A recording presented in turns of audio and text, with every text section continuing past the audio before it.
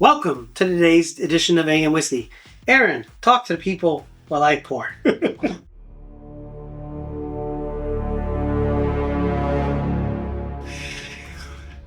Today, we've got one of those bottles that we've always wanted to get our hands on. We're both big Michter's fans. Think everything they do is outstanding. And this is one of those special releases that they have that we've actually never had before. And that's Bombergers. Haven't gotten a Shenks. Still never had a Shenks. Always kind of wanted the Bombergers more, maybe because of the higher proof point. Because what is this, 108? 108. Yeah, 108. Nice. But Go ahead. I mean, Michter's, everything they do is solid. Again, I think that's one of those lines. Get any bottle that says Michter's on it, you're probably going to be happy. It's going to be easy sipping. Some of them are really, really good. Like this. That's really good. Really good. That's really good. And some of the them. the other 10 year next to it? Oh. I mean, if you're gonna. Also really, really good. I mean, if he's gonna Michter show off, you might as well Michter show off. Fine. I mean, so here's the.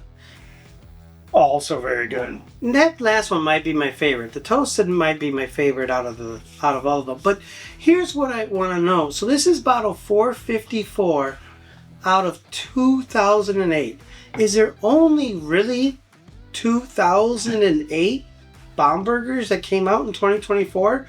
Like, is that really, this bottle is that rare? I mean, that's like total release volume of King of Kentucky rare, or all the Eagle Rare 17s or 19s that came out last year. I mean, that's 2,000 bottles? Well, it also has a batch number, so they probably had multiple batches. I don't know. Michter's is also kind of secretive about what they do.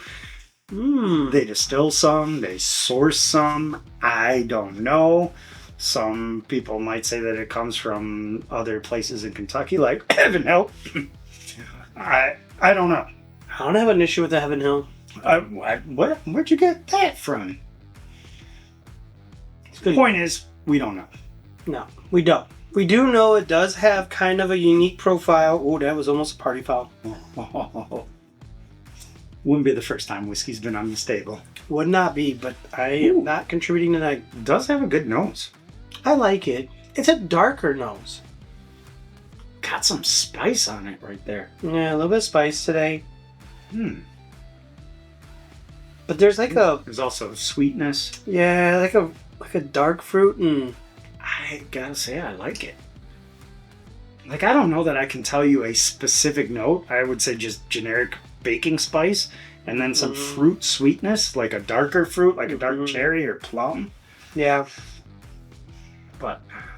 And it's pleasant. It also smells a little hotter than I expected. Yeah, a little bit warmer today. Are you getting like a hint of cocoa or chocolate at all? No. Nope. No, yeah. Not on the nose. I am, just a little bit. Yeah. That's cool. It's in behind the fruit. I'm getting that fruit and then that baking spice. Like the spice is kind of front and center, and then the fruit and maybe like an allspice. Yeah. I mean, I think this smells like it's going to be a spicy bugger. On first sip, it does have a fairly good spice component to it.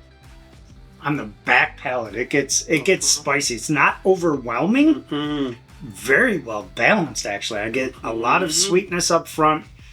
Straight vanillas. Can you get that cocoa now that's kind of in between them? Still not getting cocoa. It's almost powdery. Man, maybe like a cocoa powder. Just a hint. But I'm not getting that fruit that I got on the nose. I'm not getting any fruit. It's kind of vanilla frosting on maybe a cocoa powder. If I don't get a whole lot of cocoa, but I can kind of see what you're talking about. And then it just goes into that spice on the back. That's nice spice backer. And it's not overpowering. Very well balanced. It kind of countermeasures that sweetness that you get up front. It's very in balance. Like it I actually. it's better than when we first tried I do it. too. I do too. Ooh. It actually has a journey to it. Like there's the sweet components up front and the different flavors, and then the transition to a crescendo of I'm spice, getting some of that cocoa now. and then it rides. It rides. Yeah, it's I there. am getting some of that cocoa now. You know what? It's a lot better than I thought. We both liked it the first time. I actually Liked it. I was a much little better. underwhelmed. Uh-huh.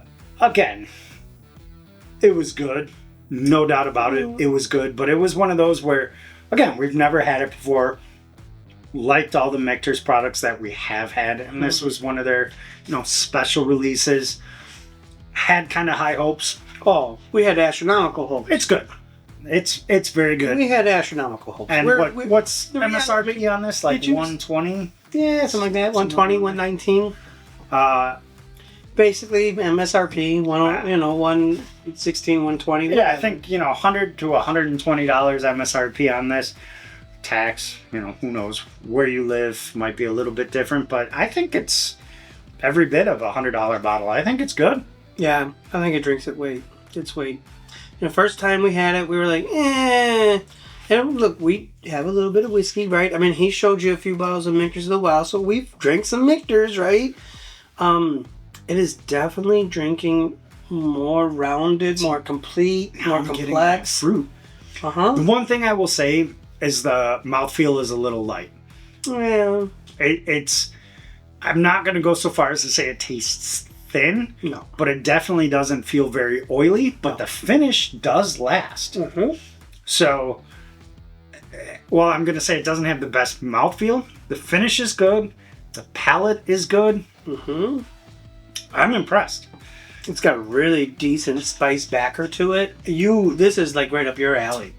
Yeah, but I don't think it's too much spice where it's going to No. turn somebody like you off. No, I think it's actually very well balanced. But the right amount. it is very noticeable. Mhm. It's sweet up front, then you get that spice in the back that kind of balances everything out.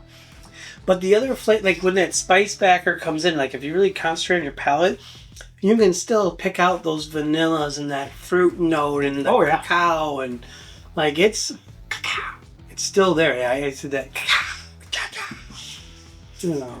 No, I think this is good. I'm impressed. So on the Aaron and Mark scale of 0 to 10, I know it's going to be a something. It's going to be an 8 point something. Yeah. I think I'm going 8.2. 8.2. Wow. I like it. It's not, and I'm trying to be a little. Sure? I'm trying to be a little harsher this Are year. you sure? No, I mean coming back to it again. I don't know that it would have been an 8 the first time that I went to it. No, first time we had it, we both said it was 7. Yeah, but And- this is definitely an 8. I'm giving it an 8.4. 8.4. 8.4. I mean we're in the ballpark. Yeah, it just checks a lot of boxes. It does It check a lot of checks a boxes. lot of boxes. It's one of those that's a unique one, so it's cool to pull out and share with friends. And oh, you never had a Bomberger's? Here you go. Well-rounded, good whiskey. Very good whiskey. It's well done. I like it. Haven't had any of the other years, but this is respectable whiskey. Yep. Definitely worthy. Let us know in the comments. Have you tried Bombergers? Have you tried Shenks? Are you a Michter's fan? Do you like the 10 years? Bourbon? Rye? Is there one that you prefer over the other? The Bombergers? The Shenks? Should we have tried to get the Shenks instead of the Bombergers? Let us know. And like, subscribe. And as always, Keep the whiskey flowing. Cheers. cheers.